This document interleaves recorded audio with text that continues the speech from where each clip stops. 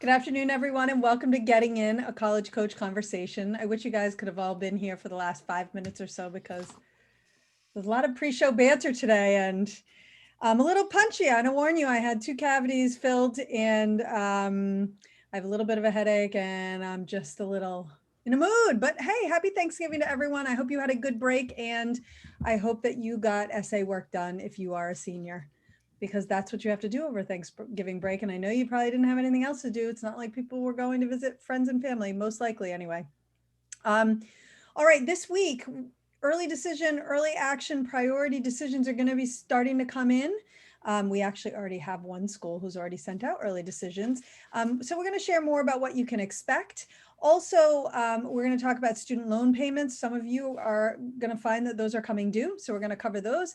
But before we get to all of that, as I mentioned in the past, we tape these in advance, but earlier this week, I was actually on Good Morning America because there was yet another admissions scandal. I don't know if you all heard about it, but the Harvard fencing coach who was fired last year after a school investigation was formally charged this week with taking $1.5 million in bribes from a wealthy businessman who was also charged. And the reason that he took the money and the other guy gave it was so that his 2 children would be recruited to the Harvard fencing team.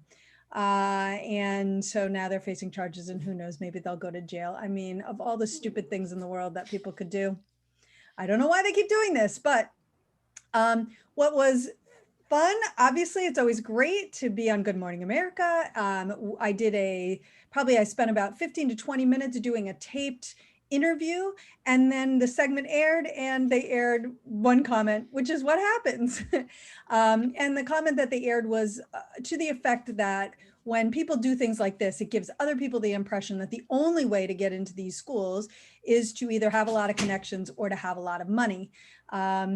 Shannon Vasconcelos, who you all know, is becoming my counterpart when we do our Q&As. Hi, Shannon. Thanks for being here. Hi, Beth. So Shannon and I thought that it would be interesting to share everything that I shared after that one quote that didn't make it onto the segment. Right.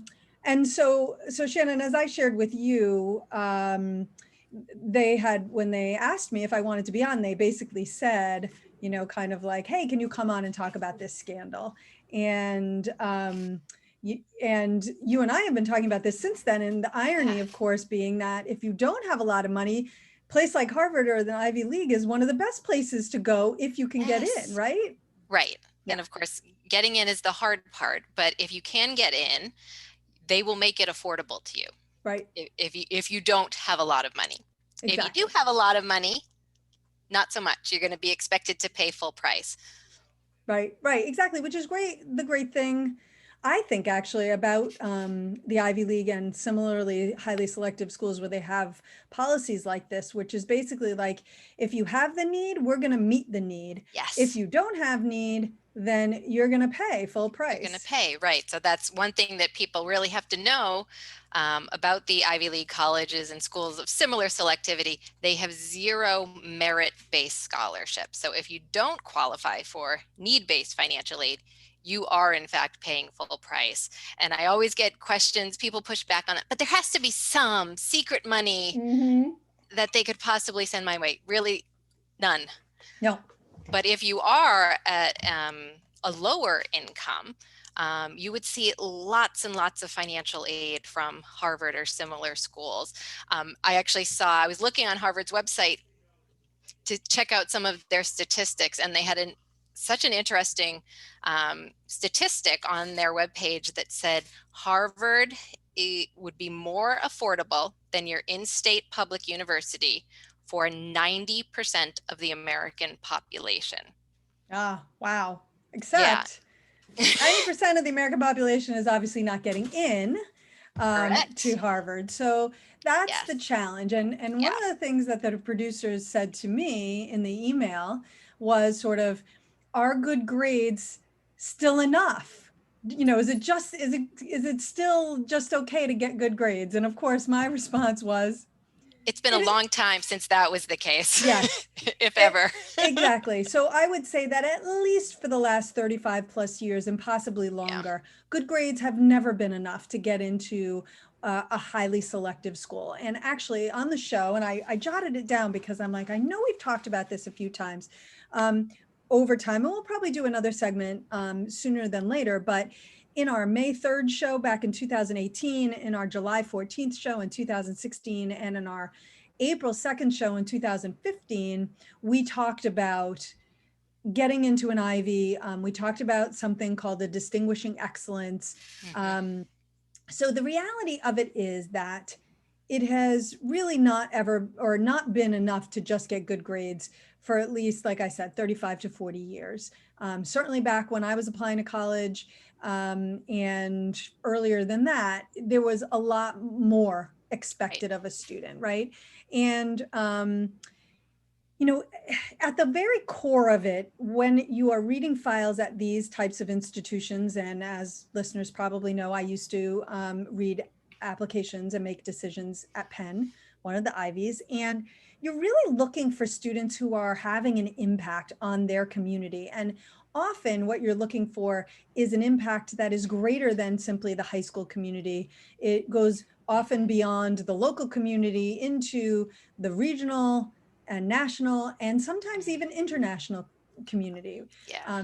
Because what they're looking to do is they want to admit future leaders. They want to admit the scientists who are in those labs right now finding the vaccine for coronavirus. They want to admit the entrepreneur who had an idea to create Moderna, who's one of the pharmaceutical companies coming out with one of these vaccines, and staff it with the best scientists who are going to find the vaccine for coronavirus, right? Yep. They're looking for future politicians who hopefully are going to get the vaccine out to everybody and set appropriate health policies in this country to make sure that we are prepared for another pandemic should one come our way, right? They're looking for those students who are going to have an impact on the world. And the way that they determine that is by looking at the impact they have already had. So while, there are so many wonderful students out there who are getting straight A's in a very rigorous curriculum, and if they were able to test, have great test scores, and they're really lovely, wonderful kids within their school community, that doesn't necessarily mean that they are having the larger impact that we see a lot of students have. And certainly having money, growing up in a family of means does mean that you're going to have access to greater opportunities. And it absolutely could mean that your parents are getting you started with a sport like fencing, which is not something that you generally just do, like, right? It's not a pickup sport that you call your friends up and go, hey, let's head over to the local fencing court and put on our gear and start flashing our sabers and fence, right? Most likely you're picking up a pickup baseball game or football or basketball or something like that, right? So there are absolutely opportunities that come with being a student growing up in a family where they have money, right? But there are lots of students who also are able to show that engagement in the world around them and do amazing things that doesn't have to relate to their parents' ability to pay for or fund those opportunities. And we saw those students as well. So, a lot of times we see wealthy families paying a lot of money for their child to go overseas and do a really interesting community service project. But guess what? There are just as many students who are growing up in communities with huge needs, and they are setting out and helping to solve those needs locally rather than, having to hop on a plane and go to Africa to, dig a well. So I really would encourage families to focus on the things that they can control, understand that the acceptance rate to the Ivies is in the single digits. And therefore, single digits acceptance means that most kids are not getting in.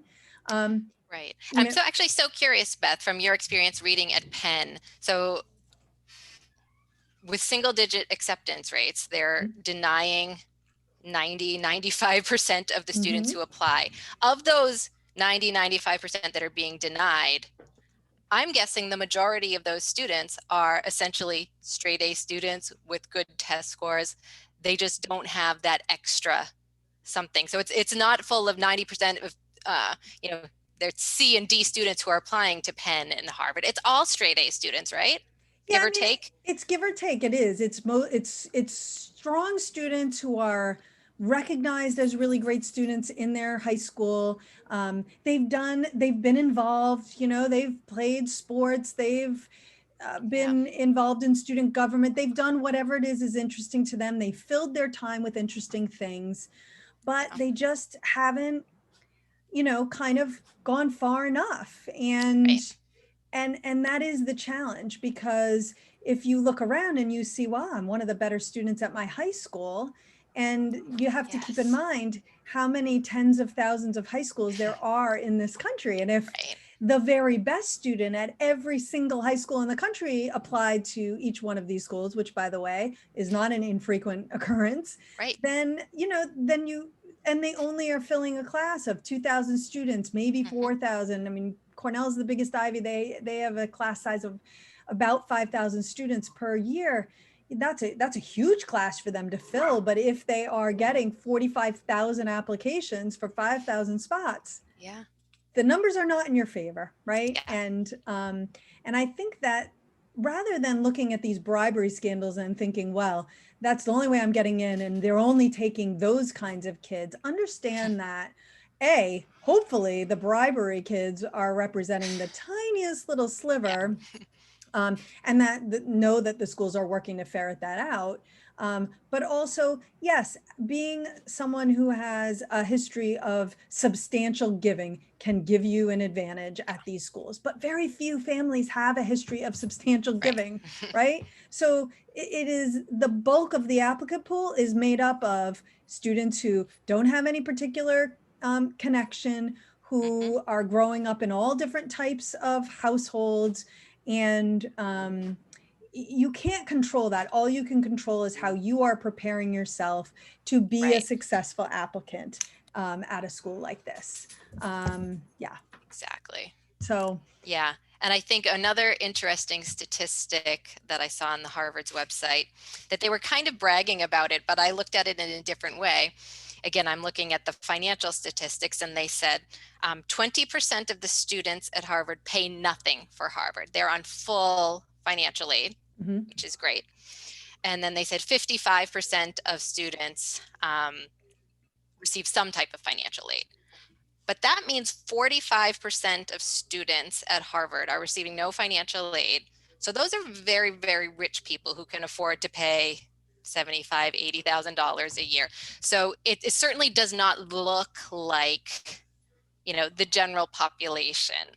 And that's what, you talked about. Having privilege certainly helps you along the way in, kind of meeting some of the criteria for getting into Harvard. But they're very aware of that, and they know that that is not a good thing to have their population of students be overwhelmingly from very privileged backgrounds. So they're really trying to reach out to lower income students from more diverse backgrounds. And that's why they have the financial aid policy that they do, where if you make less than $65,000 a year, you pay nothing for Harvard. right, If you make less than $150,000, you pay no more than 10% of your income, which right, is much, much more generous than most colleges, where it tends to be more like you're paying 20, 25% of your income each year to college. Harvard's very rich. They have the money to do that. So I would hate it if, lower income students think this is not the place for me because I don't have money. I don't have connections. They really need you and they want you at right, Harvard, and they will make it affordable to you and again, you have to be academically and otherwise sort of the top tier, right. um, as you talked about, and have something special about you. Right. And I guess the thing I would add too is that of that 45% who are receiving no aid at all, I would guess that there is a percentage of that student body who really can't afford to write the check Right. for That's true. That's 75,000, true. Very true. right? who have taken out substantial loans because it's Harvard. I don't think that's a great Yeah. idea either. No. Not when they probably had offers from other schools where they could go for a very, very little amount of money and get a great education. So Yeah. I And think, actually, if you look on our blog for listeners, if you go to blog.getintocollege.com, I wrote a blog post. If you search for, I think it's Does Where You Go to College Matter? It has a title, something like that. And I sort of summarized a lot of research on this that showed that for privileged folks, for on average, whether you go to a selective school or a less selective school, if you are a smart, ambitious kid, you're going to do fine in life. You're going to yes. make a high income. And it actually tends to, that's on average. Who it does matter for is students from lower income households. For underrepresented minority students, they actually do get quite an advantage from attending a more selective university. And there's a lot of sociological reasons why that might be. But again, that's something to think about. If you are at a higher income and you're fairly privileged to begin with, may not be worth the money to get yourself highly in debt for a school like that. But for a lower income kid, it may be a school, if you are at that academic level, you want to look at schools like that and not necessarily, just look at the schools right next door.